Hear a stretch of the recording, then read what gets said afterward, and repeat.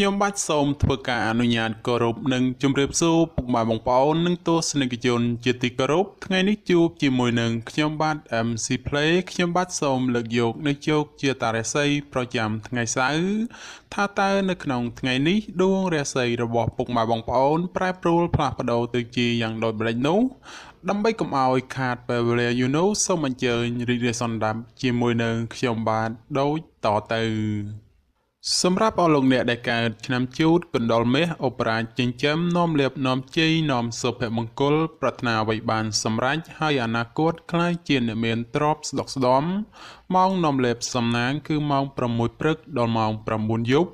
ពណ៌នាំលៀបសំណាងគឺពណ៌សនិងពណ៌ក្រហមលេខនាំលៀបសំណាងគឺលេខ44និងលេខ66សូមខមមិនលេខ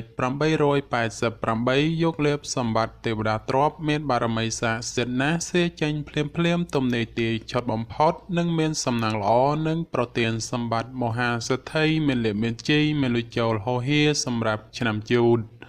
នៅថ្ងៃនេះជោគជាតារាសីរបស់អស់លោកអ្នកល្អប្រសើរហើយបើទោះបីធ្វើអ្វីក៏ដោយតែងតែមានការរីកចម្រើនលូតលាស់និងមានជោគមានជ័យល្អប្រសើរសម្រាប់អ្នកប្រកបមុខរបររកស៊ីជួញដូរវិញមានការប្រជែងគ្នាច្រើនជាពិសេសមានប្រទាំងប្រទើជាមួយអ្នកមានមុខរបរដូចគ្នាហេតុនេះក៏បីមានការបើកចិត្តឲ្យទូលេបន្តិចទៅគ្មានរឿងរ៉ាវចម្រូងចម្រាសណាមួយកើតឡើងសម្រាប់ការធ្វើដំណើរទីចិត្តឆ្ងាយមានភាពសុខដុមទាំងពេលទៅនិងពេលត្រឡប់មកវិញរីឯបញ្ហាសម្ព័ន្ធស្នេហាកំឡោះក្រមុំមានការជឿនលឿនទៅមុខនិងផ្អែមល្ហែមល្អចំពោះគ្នាប្រពៃសម្រាប់អស់លោកអ្នកដែលកើតឆ្នាំឆ្លូវកូននាំលៀបនាំជ័យនាំសុភមង្គលប្រាថ្នាអ្វីបានសម្រេចហើយអនាគតក្លាយជាអ្នកមានទ្រព្យសម្បត្តិស្ដុកស្ដំម៉ោងនាំលៀបសំណាងគឺម៉ោង4ព្រឹកដល់ម៉ោង6ល្ងាចពណ៌នាំលៀបសំណាងគឺពណ៌ក្រហមនិងពណ៌សលេខនាំលៀបសំណាងគឺលេខ88និងលេខ99សូមខមមិនលេខ999យកលៀបសម្បត្តិទេវតាទ្រព្យមានបារមីស័ក្តិសិទ្ធិណាស់សេចេញភ្លាមទំនេរទាយឆត់បំផុតនិងមានសំណាងល្អមានលៀបមានជ័យមានលុយចូលហោហៀចំពោះឆ្នាំឆ្លូវនៅថ្ងៃនេះបើទោះបីធ្វើអ្វីក៏ដោយប្រយ័ត្នប្រយែងការទទួលខូចខាតអ្វីមួយរកនឹកស្មានមិនដល់ក្រៅពីនេះបើមានការទំនាក់ទំនងការងារឬធ្វើអ្វីមួយងាយមានការភ្លៀងផ្លាត់ណាស់ក៏បីមានការប្រុងប្រយ័ត្នប្រយែងទៅជៀសផុតពីផលលំបាកទាំងពួងទៅរួចសម្រាប់ការធ្វើដំណើរទីជិតឆ្ងាយចូលប្រយ័ត្នប្រយែងក្រុមមនុស្សបៀតបៀនយាយីដោយប្រការណាមួយរីឯបញ្ហាសេចក្តីស្នេហាប្រុសស្រីមានដំណើរការថយក្រោយចូលមានការប្រយ័ត្នប្រយែងចំនួនវិវាទឈានដល់ការបែកបាក់សម្រាប់អស់លោកអ្នកដែលកើតឆ្នាំខាលខ្លាសេដ្ឋីចិញ្ចឹមមានប្រាជ្ញាឆ្លាតវៃមានគំនិតភ្លឺថ្លាហើយអនាគតក្លាយជាអ្នកមានអំណាចនិងទ្រព្យស្ដុកស្ដំម៉ោងនាំលៀបសំណាងគឺម៉ោង5ព្រឹកដល់ម៉ោង8យប់ពណ៌នាំលៀបសំណាងគឺពណ៌សនិងពណ៌លឿងលេខនាំលៀបសំណាងគឺលេខ68និងលេខ99សូមខមមិនលេខ555យកលៀបសម្បត្តិទេវតាទ្រព្យមានបារមីស័ក្តិសិទ្ធិណាស់សេចេញភ្លាមទំនេរទាយឆត់បំផុតនិងមានសំណាងល្អនិងប្រទានសម្បត្តិមហាសេដ្ឋីមានលៀបមានជ័យមានលុយចូលហោហៀចំពោះឆ្នាំខាលនៅថ្ងៃនេះការប្រកបការងារមានការជឿនលឿនច្រើនផ្នែកក្នុងនេះមិនថាជារឿងប្រកាសឬក៏រឿងផ្ទាល់ខ្លួននោះឡើយសម្រាប់អ្នកប្រកបមុខរបររកស៊ីជួញដូរវិញមានការរលូនទៅមុខល្អនិងការរកប្រាក់កម្រៃទៀតសោតក៏គ្រាន់បើជាងមុនផងសម្រាប់ការធ្វើដំណើរទីជិតឆ្ងាយជួបភាពសុខដុមទាំងពេលទៅនិងពេលត្រឡប់មកវិញរីឯបញ្ហាសម្ព័ន្ធស្នេហាកំឡោះក្រមុំឬមេម៉ាយពោះម៉ាយក្តីជួបរឿងការយល់ខុសនិងភាពប្រចែកប្រច័ណ្ឌកំពុងលុកលុយច្រើនដូចនេះត្រូវកាត់បន្ថយការបង្កើតចំនួនវិវាទចេញពីខ្លួនខ្លះទៅប្រសើរសម្រាប់អស់លោកអ្នកដែលកើតឆ្នាំថោះទុនសាយមាសមានបារមីដាច់ជះមានអំណាចមានមនុស្សជាច្រើនជួយជ្រោមជ្រែងការងារតូចធំដើម្បីឲ្យអនាគតក្លាយជាអ្នកមានអំណាចនិងទ្រព្យសម្បត្តិមហាសាលម៉ោងនាំលៀបសំណាងគឺម៉ោង6ព្រឹកដល់ម៉ោង8យប់ ពណ៌នំលាបសំណាងគឺពណ៌ក្រហមនិងពណ៌ផ្កាឈូកលេខនំលាបសំណាងគឺលេខ72និងលេខ87សូមខមមិនលេខ168យកលាបសម្បត្តិមហាសិទ្ធិមានបារមីស័ក្តិសិទ្ធិណាស់សេចេញភ្លាមទំនេរទេឆត់បំផុតនិងមានសំណាងល្អនិងប្រទានសម្បត្តិមហាសិទ្ធិមានលាបបញ្ជីមានលុយចូលហោហៀចំពោះឆ្នាំថោះ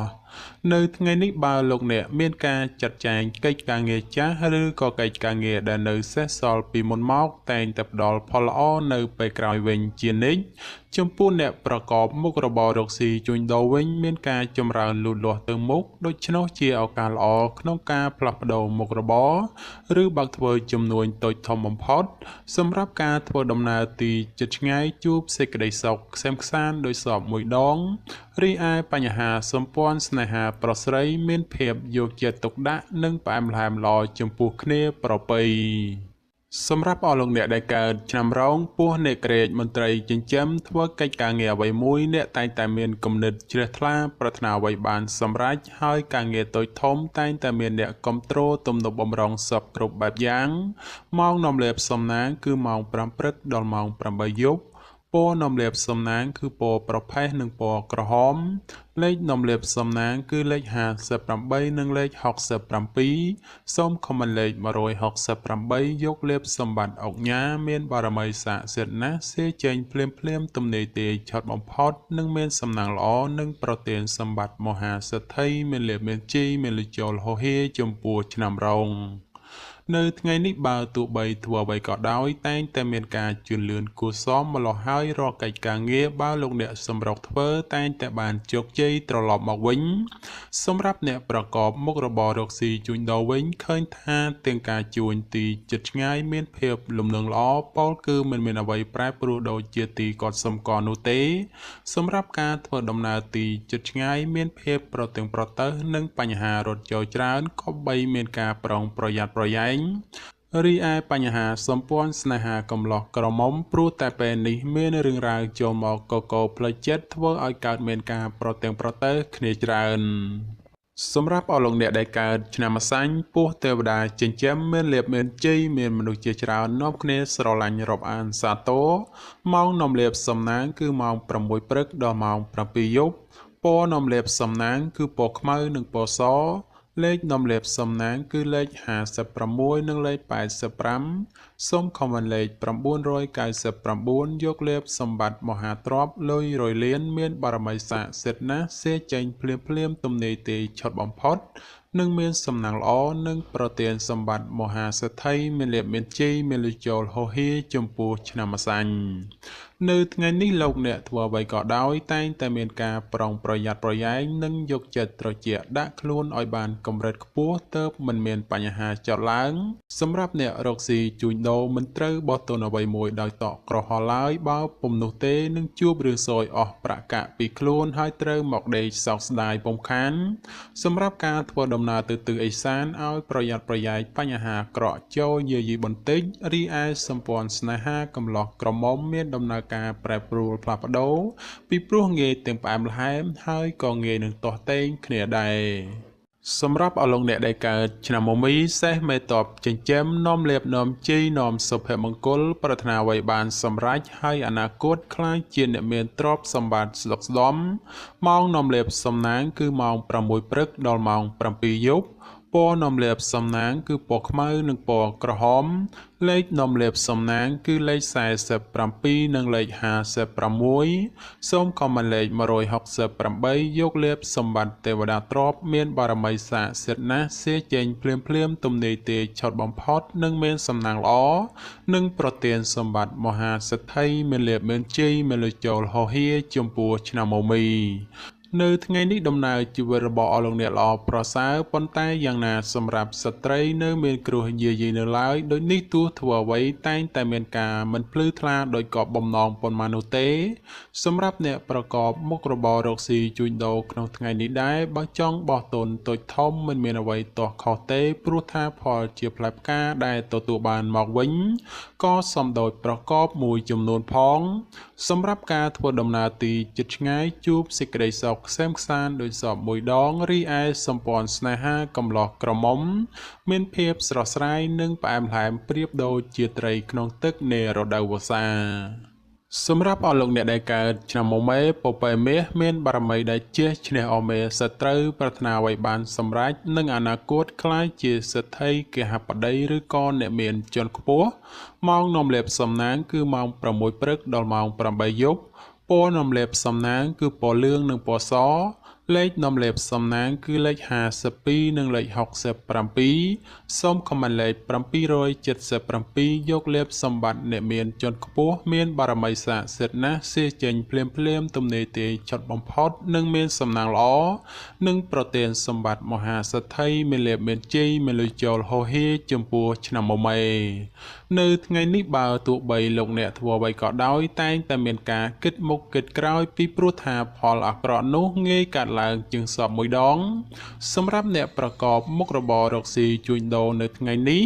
មុននឹងចង់ចោះទុនធ្វើអ្វីមួយត្រូវតែចេះគិតគូរឲ្យបានច្បាស់លាស់ជាមុនសិនមុននឹងអនុវត្តជាក្រោយទើបអាចទទួលបានផលល្អរីឯសម្ព័ន្ធស្នេហាកំឡោះក្រមុំមានដំណើរការប្រែប្រួលផ្លាស់ប្ដូរពីព្រោះងាយទាំងផ្អែមល្ហែមហើយក៏ងាយនឹងទាស់ទែងគ្នាដែរសម្រាប់អស់លោកអ្នកដែលកើតឆ្នាំវោកស្វាមន្ត្រីចិញ្ចឹមនាំលេបនាំជ័យនាំសុភមង្គលប្រាថ្នាអ្វីបានសម្រេចហើយអនាគតក្លាយជាអ្នកមានទ្រព្យស្ដុកស្ដម្ភម៉ោងនាំលេបសំណាងគឺម៉ោង5ព្រឹកដល់ម៉ោង8យប់ពណ៌នាំលេបសំណាងគឺពណ៌ខ្មៅនិងពណ៌សលេខនាំលេបសំណាងគឺលេខ26និងលេខ96សូមខមមិនលេខ168យកលេបមហាសំពៅលួងមានបារមីស័ក្តិសិទ្ធិណាស់សេចេញភ្លាមទំនេរទេឆុតបំផុតនិងមានសំណាងល្អនិងប្រទានសម្បត្តិមហាសេដ្ឋីមានលេបមានជ័យមានលុយចូលហោហៀចំពោះឆ្នាំវោកនៅថ្ងៃនេះបើទោះបីប្រកបកិច្ចការងារអ្វីលោកអ្នកងាយមានការប៉ះទង្គិចជាមួយមនុស្សនៅក្បែរខ្លួនណាក៏បីមានការប្រុងប្រយ័ត្នប្រយែងបន្តិចទៅពុំមានបញ្ហាចម្រូងចម្រាសណាមួយកើតឡើងសម្រាប់ការរស់នៅក្នុងរង្វង់គ្រួសារត្រូវតែចេះអត់ឱនឲ្យគ្នាទៅមានភាពសុខដុមនិងប្រកាសមិនសូវហូរធ្លាក់ចេញ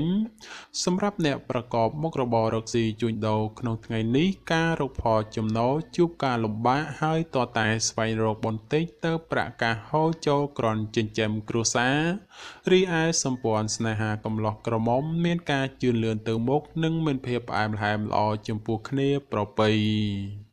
សម្រាប់អស់លោកអ្នកដែលកើតឆ្នាំរកាមន់មាសប្រាក់នាំលេបនាំសំណាងអបរាជចិញ្ចឹមមានសំណាងល្អឈ្នះអមេសត្រូវប្រាថ្នាអ្វីបានសម្រេចនិងអនាគតក្លាយជាសេដ្ឋីគេហបតីឬក៏អ្នកមានជាន់ខ្ពស់ម៉ោងនាំលេបសំណាងគឺម៉ោង5ព្រឹកដល់ម៉ោង7យប់ពណ៌នាំលេបសំណាងគឺពណ៌លឿងនិងពណ៌សលេខនាំលេបសំណាងគឺលេខ85និងលេខ92សូមខមមិនលេខ168យកលេបសម្បត្តិអ្នកមានជាន់ខ្ពស់មានបារមីស័ក្តិសិទ្ធិណាស់សេចេញភ្លាមទំនេរទេឆុតបំផុតនិងមានសំណាងល្អនិងប្រទានសម្បត្តិមហាសេដ្ឋីមានលេបមានជ័យមានលុយចូលហោហៀចំពោះឆ្នាំរកានៅថ្ងៃនេះផ្ដល់ផលល្អសម្រាប់ការសម្រេចចិត្តការងារឬក៏បណ្ដាក់ទុនរកស៊ីក្នុងរឿងអ្វីមួយពីព្រោះថាផលជាផ្លែផ្កាឆ្លើយតបមកវិញគ្រាន់ជាទីពេញចិត្តជានិច្ចបើជាអ្នកប្រកបមុខរបររកស៊ីជួញដូរមានការលក់ចេញទិញចូលគ្រាន់រស់រវើកគួរសមហើយបើចង់ចរចារឿងអ្វីមួយតែងតែផ្ដល់ផលសម្រេចជានិច្ចរីឯគូស្នេហ៍កំឡោះក្រមុំមានការរីកចម្រើនលូតលាស់ទៅមុខនិងបើមានការចង់ផ្សំផ្គុំគ្រួសារផងជាឱកាសល្អប្រពៃបំផុតសម្រាប់អស់លោកអ្នកដែលកើតឆ្នាំចសំណក់នាំលេបនាំសំណាងអបរាជចិញ្ចឹមមានសំណាងល្អឈ្នះអស់មេសត្រូវប្រាថ្នាអ្វីបានសម្រេចនិងអនាគតក្លាយជាអ្នកមានទ្រព្យសម្បត្តិស្ដុកស្ដម្ភម៉ោងនាំលេបសំណាងគឺម៉ោង6ព្រឹកដល់ម៉ោង7យប់ពណ៌នាំលេបសំណាងគឺពណ៌ក្រហមនិងពណ៌ទឹកក្រូចលេខនាំលេបសំណាងគឺលេខ04និងលេខ87សូមខមមិនលេខ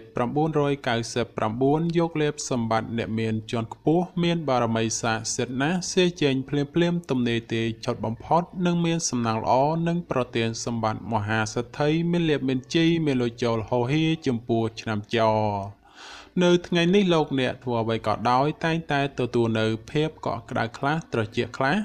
ហើយការបំពេញកិច្ចការងារអ្វីមិនសូវជារលូនល្អប៉ុន្មានទេព្រោះមានបញ្ហារកម្មចិត្តខ្លះយាយីសម្រាប់អ្នកប្រកបមុខរបររកស៊ីជួញដូរក្នុងថ្ងៃនេះវិញបើលោកអ្នកចង់បោះទុនតូចធំឬក៏ចង់រកស៊ីចូលហ៊ុនជាមួយអ្នកដទៃត្រូវតែចេះត្រួតពិនិត្យឲ្យបានគ្រប់ជ្រុងជ្រោយបើពុំនោះទេអាចជួបផលអាក្រក់ណាមួយនៅថ្ងៃខាងមុខជាពុំខានរីឯបញ្ហាសម្ព័ន្ធស្នេហាកំឡោះក្រមុំបើស្រឡាញ់គ្នាយូរហើយចង់ផ្សំផ្គុំគ្រួសារជាឱកាសល្អប្រពៃបំផុតសម្រាប់អស់លោកអ្នកដែលកើតឆ្នាំកុរជ្រូកនាំលាភនាំជ័យនាំសុភមង្គលប្រាថ្នាអ្វីបានសម្រេចហើយអនាគតខ្លាចជាអ្នកមានទ្រព្យស្ដុកស្ដំម៉ោងនាំលាភសំណាងគឺម៉ោង5ព្រឹកដល់ម៉ោង6យប់ពណ៌នាំលាភសំណាងគឺពណ៌ប្រផេះនិងពណ៌សលេខនាំលេខសំណាងគឺលេខ59និងលេខ75សូមខមមិនលេខ168យកលេខសម្បត្តិទេវតាទ្រព្យមានបារមីស័ក្តិសិទ្ធិណាស់សេចេញភ្លាមទំនេរទេឆត់បំផុតនិងមានសំណាងល្អនិងប្រទានសម្បត្តិមហាសេដ្ឋីមានលៀបមានជីមានលុយចូលហោហៀចំពោះឆ្នាំកុរនៅថ្ងៃនេះដំណើរជីវិតរបស់អស់លោកអ្នកឃើញថាល្អប្រសើរហេតុនេះបើចង់ធ្វើអ្វីតែងតែផ្ដល់ផលជាផ្លែផ្កាមកវិញគ្រាន់ជាទីពេញចិត្តជានិច្ចសម្រាប់ការរស់នៅមានភាពសុខដុមនិងក្នុងរង្វង់គ្រួសារបើមានបញ្ហាជម្លោះវិវាទជាពេលវេលាល្អក្នុងការដោះស្រាយសម្រាប់អ្នកប្រកបមុខរបររកស៊ីជួញដូរនៅថ្ងៃនេះវិញបើលោកអ្នកចង់បើកហាងថ្មីឬក៏ចង់ប្រកបមុខជំនួញអ្វីមួយជាឱកាសល្អប្រពៃបំផុតការធ្វើដំណើរទីជិតឆ្ងាយមានភាពសុខដុមទាំងពេលទៅនិងពេលត្រឡប់មកវិញតែបញ្ហាសម្ព័ន្ធស្នេហាកំឡោះក្រមុំបានស្គាល់ចិត្តស្គាល់ថ្លើមគ្នាយូរហើយជាឱកាសល្អក្នុងការផ្សំផ្គុំគ្រួសារបំផុតបាទចំពោះជោគជាតារាសីប្រចាំឆ្នាំទាំង12ខ្ញុំបាទក៏សូមបញ្ចប់ត្រឹមតែប៉ុណ្ណេះជាចុងក្រោយប្រសិនបើមានពាក្យលើសលួសខ្វះខាតត្រង់ប្រការណាមួយសូមពុកម៉ែបងប្អូនជួយអធិស្ឋានដល់រូបខ្ញុំបាទផងហើយខ្ញុំបាទក៏សូមអរគុណនិងសូមជម្រាបលា